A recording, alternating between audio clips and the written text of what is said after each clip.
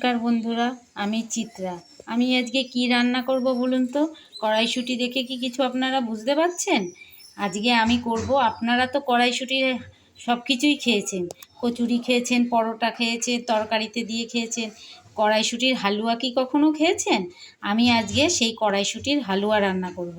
কড়াইশুঁটির হালুয়া করতে গেলে আমি কড়াইশুঁটিটাকে ভালো করে ধুয়ে জল ঝরিয়ে নিয়েছি। আর এখানে আমি একটু পনির নিয়েছি, আর একটু গোটা গরম মশলা, আর এখানে একটু আমি এক প্যাকেট ফ্রেশ ক্রিম নিয়েছি। আর আমি এখানে 3 টেবিল চামচ রিফাইন তেল আর ঘি মিশিয়ে গরম করতে দিয়েছি। এবার ওই গরম মশলাটাকে আমি এতে ফোড়ন দেব, আর ওদিকে কড়াইশুঁটিটা ভালো করে মিক্সিতে পেস্ট করে নেব।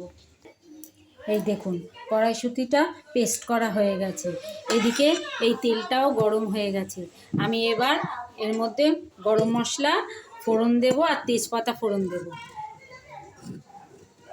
এর মধ্যে আমি এই গোটা গরম মশলাটা ফোড়ন দিয়ে দেবো, আর এদিকে তেজপাতাটাও একটু ছিঁড়ে দিয়ে দিলাম। এবার এটা নেড়ে আমি ওই যে কড়াইশুঁটির পেস্টটা করলাম ওইটা এর মধ্যে দিয়ে দেবো।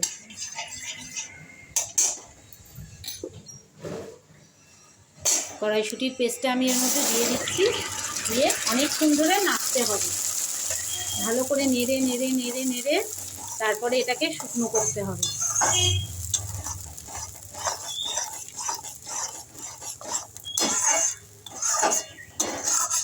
আর আমি চিনিটা কিন্তু এখন দেব না, চিনিটা আমি পরে দেব। এটা ভালো করে নেড়ে নেড়ে আগে শুকনো করি। এই দেখুন, প্রায় শুকিয়ে এসছে। এবার আমি এর মধ্যে ওই পনিরটাকে দিয়ে দেবো। এই সিজারে গ্রেট করে পনিরটাকে আমি দিয়ে দেবো। এইভাবে করে পনিরটাকে আমি ঘষে ঘষে এর মধ্যে সব পনিরটা দিয়ে দেবো। আপনারা চাইলে দুধকে ছানা কাটিয়েও দিতে পারেন। আমি এইভাবে পনির দিচ্ছি। আবার আপনারা যদি মনে করেন খোয়া ক্ষীর দেবেন, সেটাও দিতে পারেন। আমি এখানে এই পনিরটাই দিচ্ছি। পনিরটা দিয়ে ভালো করে নেড়ে চেড়ে তারপরে দেব আমি চিনি। ফ্রেশ ক্রিমটা কিন্তু আমি এখন দেব না, ফ্রেশ ক্রিমটা আমি সবার শেষে দেব।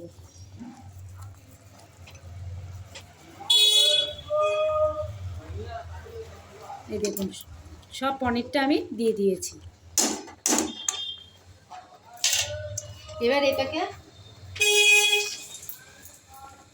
এবার এটাকে ভালো করে আমি এর সাথে মিশিয়ে দেব।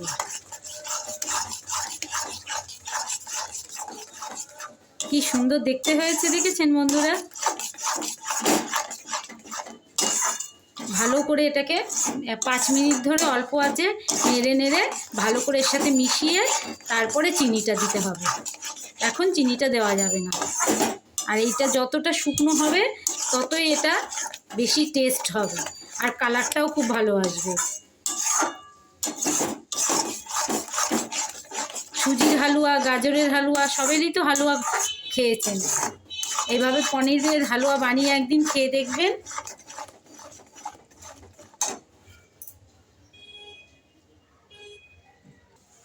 এই দেখুন, প্রায় শুকিয়ে এসছে। এবার আমি এর মধ্যে চিনি দিয়ে দেবো। আমি এখানে 700 মতো কড়াইশুঁটি নিয়েছি, আর তাহলে আমি এখানে তাও 200 মতো চিনি দেব। কারণ যত মিষ্টি হবে তত এটা বেশি দিন ধরে রেখে খাওয়া যাবে।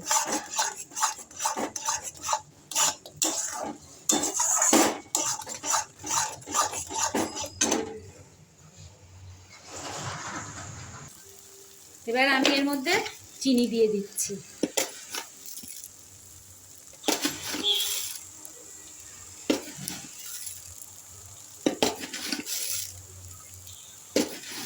মিষ্টিটার পরিমাণটা একটু বেশি দিলে অনেক দিন ধরে রেখে খাওয়া যাবে, আর নষ্ট হবে না। 200 মতো চিনি হয়ে গেছে। এবার আমি এটাকে ভালো করে এবার এর সাথে মিশিয়ে দেব।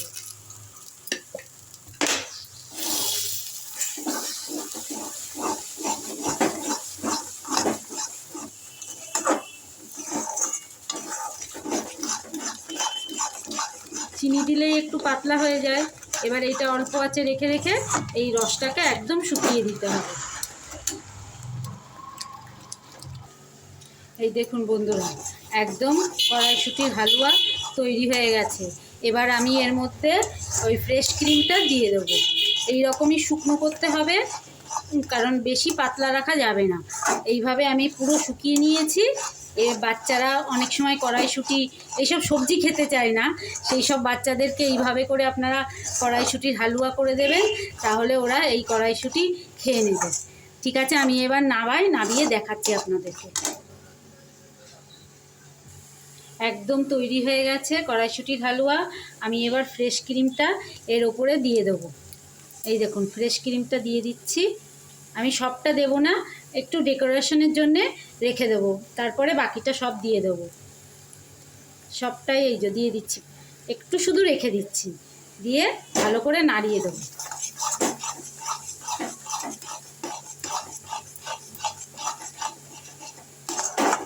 এবার আমি প্লেটে নামিয়ে আপনাদেরকে দেখাচ্ছি। এই দেখুন, এবার আমি প্লেটে নামাচ্ছি। কি সুন্দর হয়েছে দেখুন। এইভাবে আপনারা বাচ্চাদেরকে করে দেবেন। এইটা পাউরুটির সাথে স্যান্ডউইচের মতো করেও খাওয়া যায়, খুব সুন্দর লাগে। রুটির সাথেও খাওয়া যায়, লুচি পরোটা সবের সাথেই খাওয়া যায়। ঠিক এইভাবে করে বাচ্চাদেরকে দেবেন, একদম চেটেপুটে সব পরিষ্কার করে নিয়ে আসবে স্কুলের টিফিন।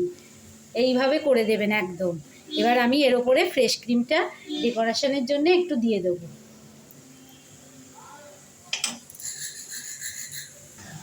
ঠিক এইভাবেই আপনারা কড়াইশুঁটির হালুয়া তৈরি করবেন আর বাচ্চাদেরকে দেবেন। আর আমার এই রান্নাটা যদি আপনাদের ভালো লেগে থাকে, তাহলে অবশ্যই কমেন্টে জানাবেন যে কড়াইশুঁটির হালুয়া আপনাদের কেমন লেগেছে। ঠিক আছে, দেখা হচ্ছে অন্য কোনো রান্নার সাথে। ভালো থাকবেন, সুস্থ থাকবেন আর অবশ্যই আনন্দে থাকবেন।